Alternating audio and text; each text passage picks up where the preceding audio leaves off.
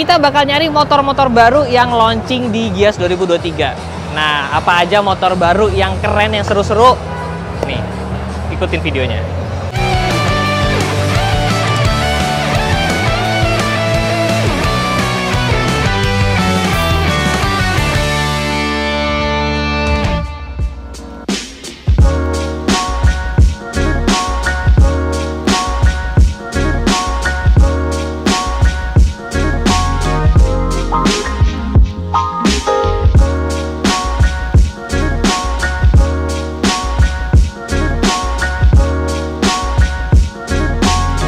Motor baru kita ini di Gias, Vespa Elettrica. Jadi ini bukan elektrika, tapi Elettrica.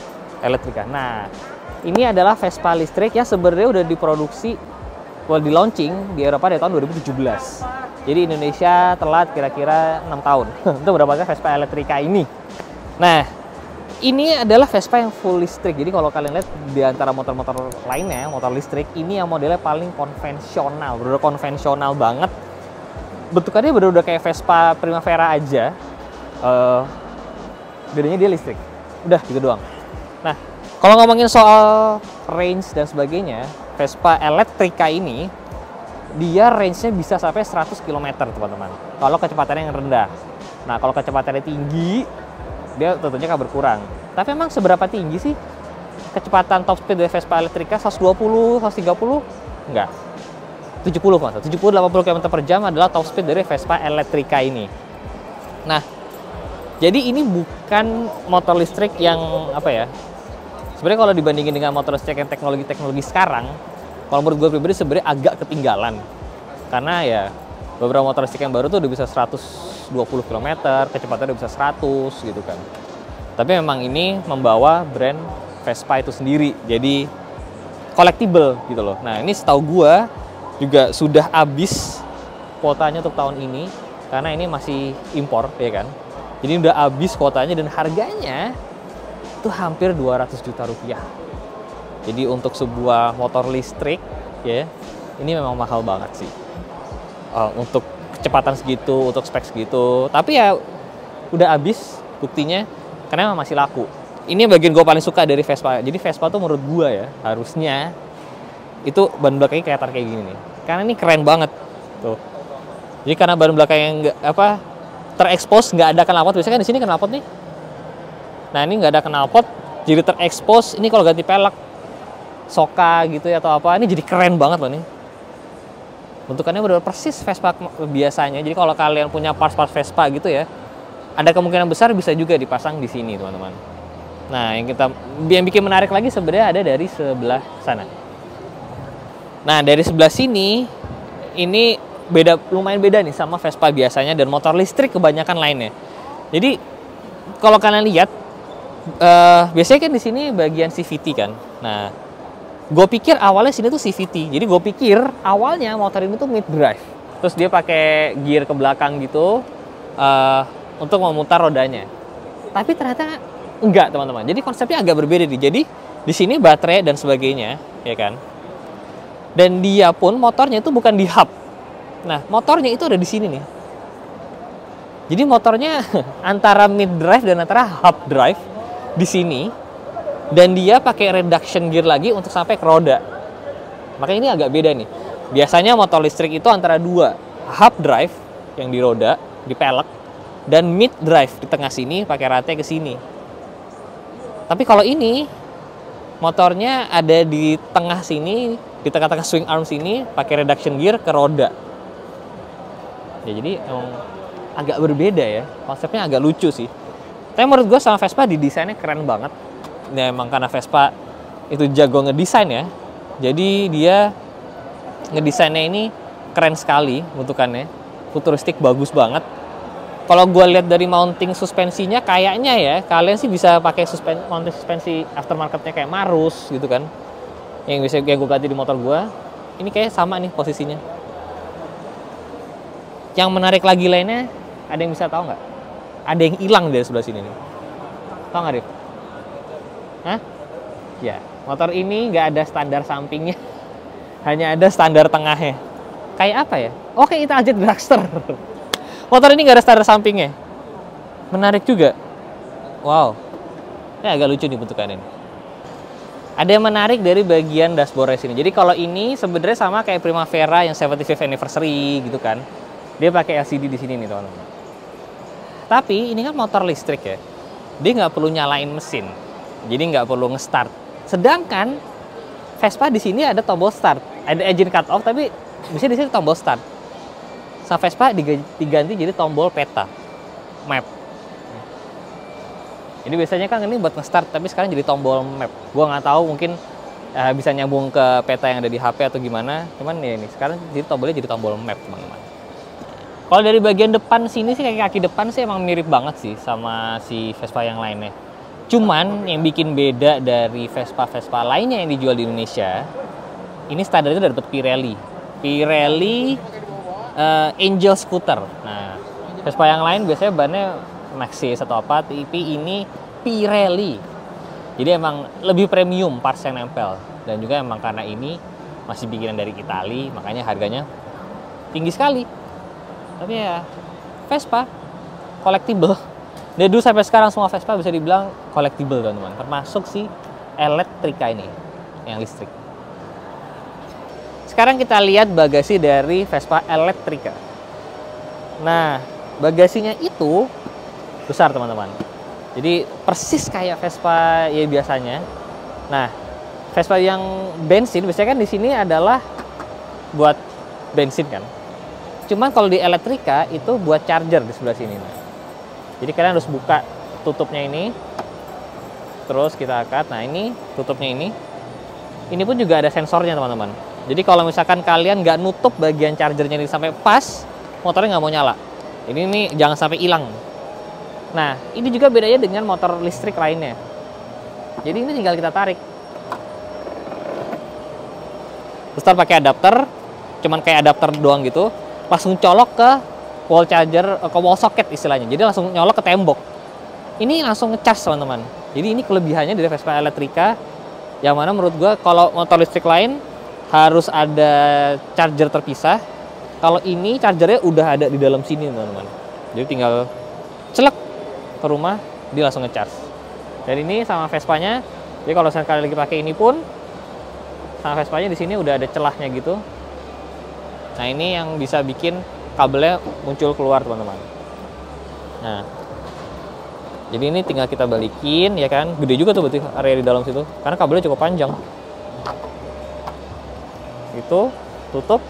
Nah, bagian sini.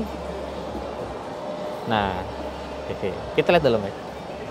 Ketika kita angkat baknya ini, ya biasanya kalau Vespa biasa kelihatan langsung mesin dan sebagainya. Cuman kalau ini adalah baterai. Jadi baterainya kira-kira ya ada di sini nih, besar di sini nih baterai. Ya kalau dari sini, baterai dari sini sampai sini kira-kira. Baterai besar, ya kan. Terus ada made in Italy-nya kelihatan di sini.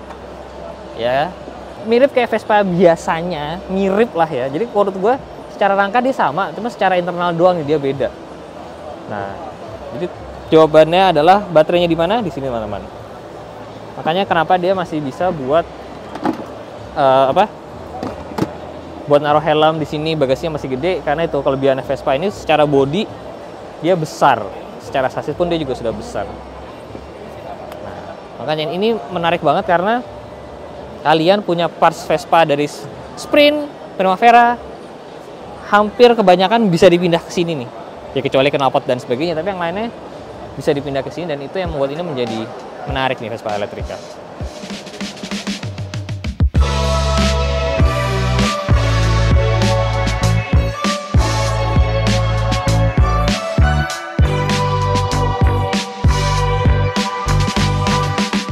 Motor baru lainnya lagi sekarang dari Harley Davidson. Nah, ini ada Harley Davidson Pan Am teman-teman. Nah, ini adalah Harley Davidson yang untuk adventure. Pertama kalinya nih, Harley Davidson ada motor adventure-nya. Sekarang sudah resmi dijual oleh Harley Davidson Indonesia melalui beberapa dealer mereka. Ada Anak Elang, ada Siliwangi, banyak. Kalian tinggal pilih mau yang mana sesuai kota kalian. Nah, motor ini on road-nya harganya sekitar 900 jutaan ya.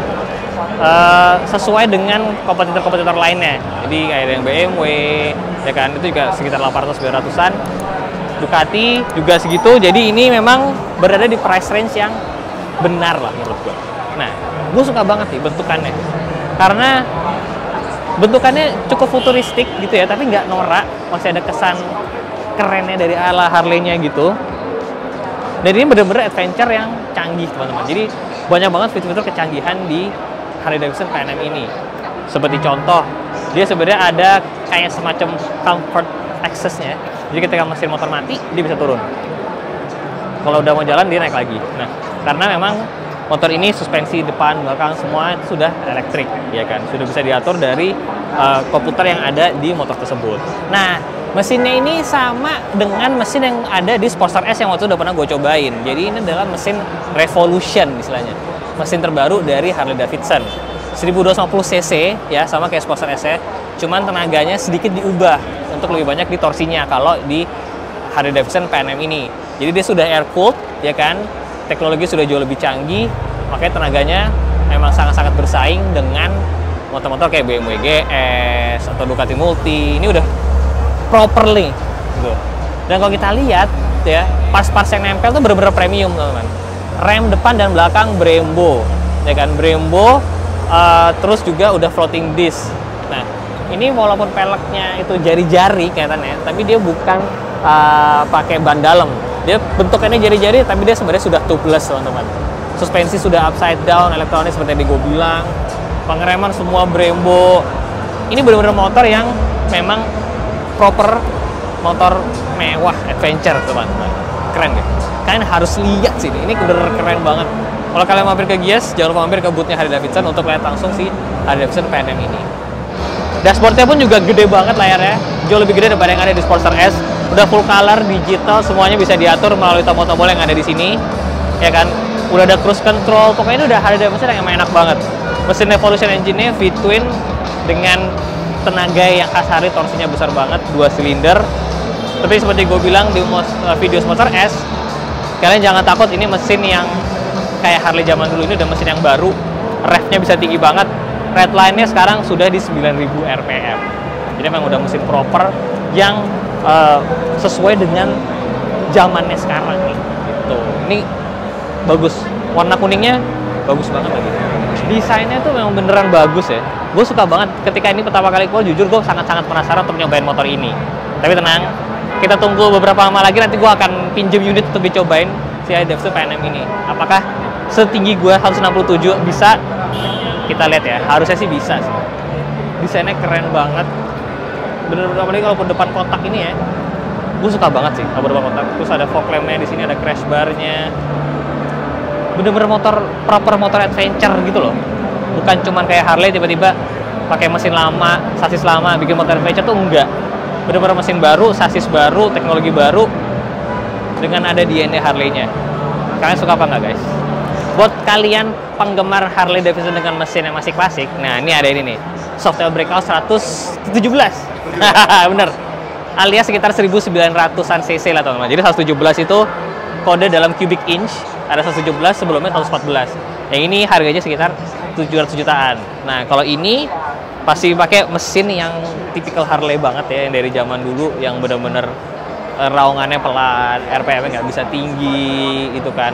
Ini masih ada nih. Jadi Harley Davidson itu walaupun sudah ada yang baru dengan Revolution Max engine-nya ya, yang ada di Pan Am, Sportster dan Nightster, tapi Harley tidak akan pernah meninggalkan mesin-mesin yang seperti ini.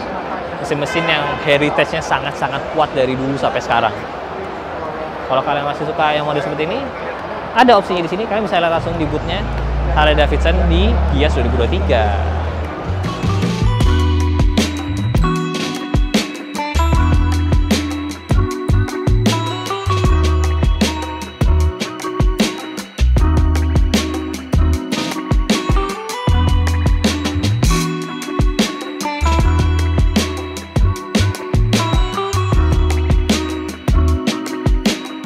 Ini dia motor terbaru dari Honda.